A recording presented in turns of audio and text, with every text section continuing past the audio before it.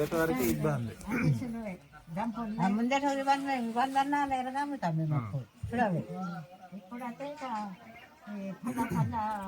కందులు మా ఇంటి కూడా కూడా ఇప్పుడు ముంగిండా కూడా పనులు కాబట్టి ఇప్పుడు భయం అవుతుంది. అవి విసురు కూడా ఏమేమి పనులు చేస్తా?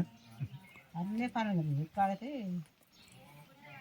అన్ని పనులు మీ అత్తే పాత ఇంట్లో బాగా చేయడం, పాత ఇంట్లో బాగా చేయడం, గోడలు మెత్తడం, అది కొంచెం అన్న అలాగే ఇక్కడ అలాగే పెద్ద దుప్పట్లు, కొండ సంత దుప్పట్లు 3 మడతలు పెట్టి ఒక మడత తీసి అది చెక్కలు చేసి అతకపోతే అది మడత పెట్టి మరి అది ఎంత ఉండవాలి, ఇంత ఎక్కువే వెళ్ళిపో ఈ గోడ కప్పవచ్చు. అంత దుప్పటి ఇక్కడ నుంచి అందుకుంటే అది మడత అది ఉడకవేసి మళ్ళా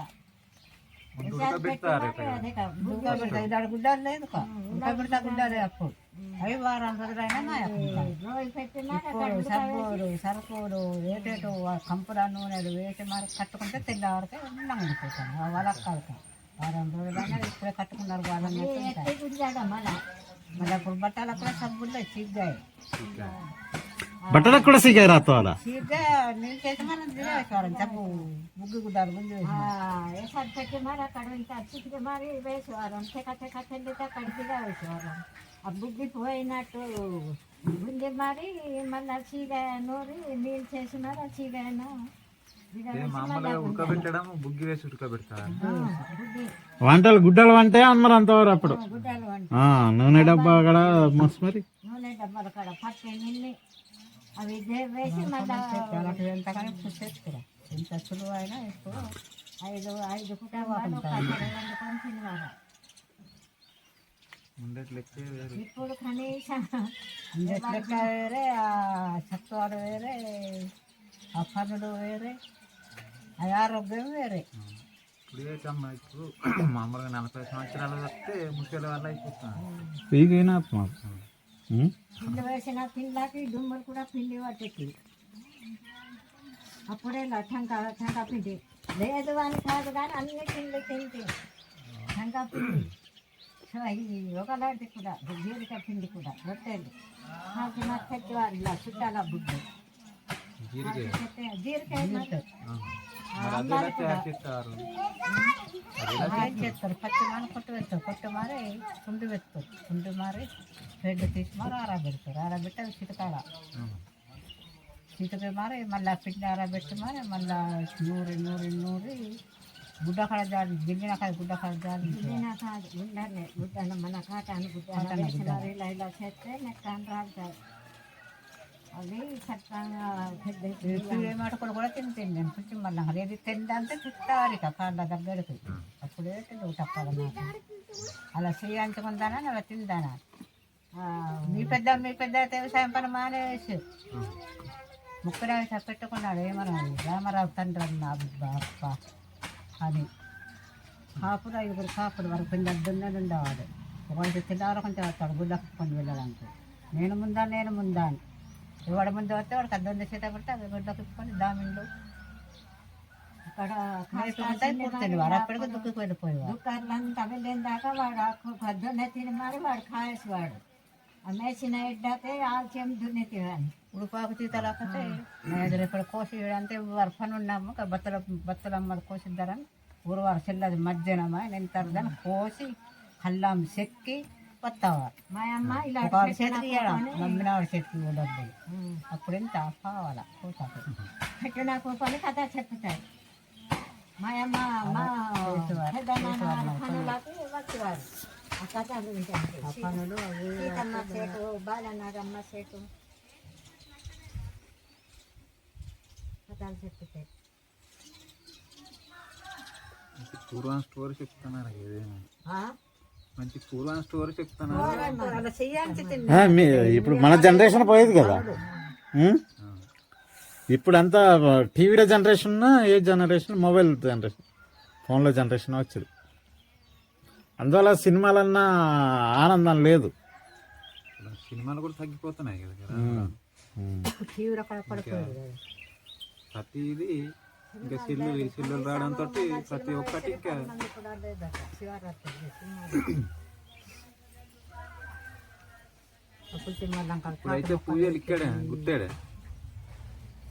పూజలు ఇక్కడే జరుగుతాయి పూజలు. పుట్టినప్పుడు వేసేది కదా అయ్యా ఆ పంచాయతీ చింతాలు పెట్టి నడపడం లేదండి అది పంచాయతీ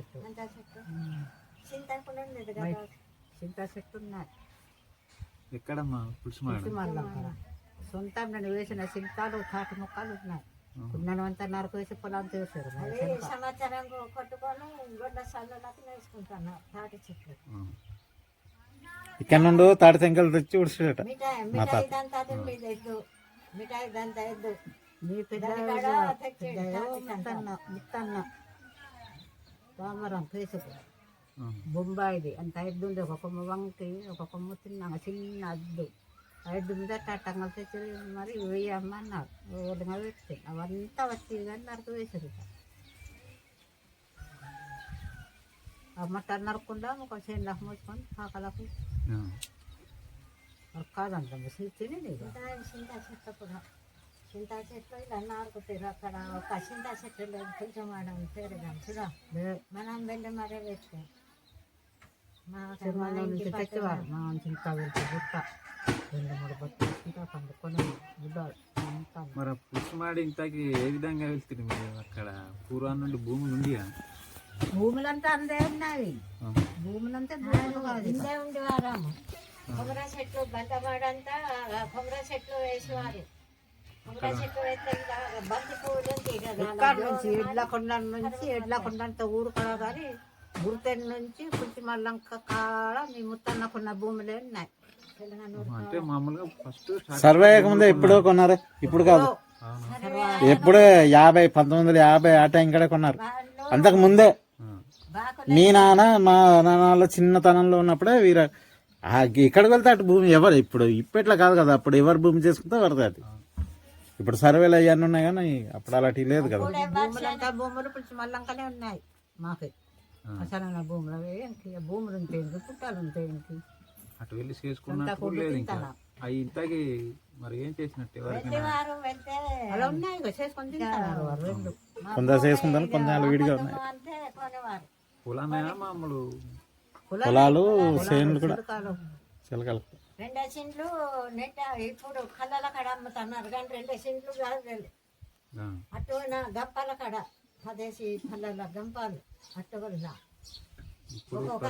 గంపాలే లేవు. గంపాలు గాదే అలా మానే ఏ పనికైనా దాన్నే మేక డబ్బులు లేదు. ఇంకా ఇక్కడ ఇటు అటు ఈ కొండ లెక్కగా దిగమో పల్లెనంటే ఫలాని వారు అమ్ముతారట భూమి అంటే మీ బావ కొన్నారు. కొన్ని మరి గుర్తడికి అక్కడికి తిరగాలేమని అక్కడికి మా కంకు వెళ్తే మీరు ముగ్గురు కూడా అక్కడ పుట్టినారు. నేను కూడా అక్కడే పుడుతున్నాయి బాబు. వారిద్దరే నేను మన అక్కన మా అక్క వారి సేవలు కూడా అక్కడ పుట్టారు. శేఖరన్న అక్కడ పుట్టినవాడు. కోటి అక్కడే ప్రసాద్ ఇక్కడ కదా. ప్రసాద్ ఇక్కడ కావాలి కదా. ప్రసాద్ ఇక్కడ శేఖరి కోటి ఓగమ్మంటారు. ఓగమ్మ